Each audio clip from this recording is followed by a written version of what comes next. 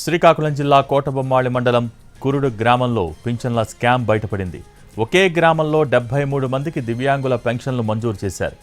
అనర్హులకు, వికలాంగులకు పెన్షన్లు మంజూరు చేశారంటూ ఫిర్యాదు చేశారు టీడీపీ నేతలు. ఈ ఘటనపై మండల పరిషత్ అధికారులు విచారణ చేపట్టారు. పూర్తి స్థాయి సర్టిఫికెట్లతో హాజరు కావాలని పెన్షన్దారులకు ఆదేశించారు అధికారులు. అయితే విచారణకు 30 మంది డుమ్మా కొట్టారు. దీంతో అనుమానాలు నిజమవుతున్నాయి.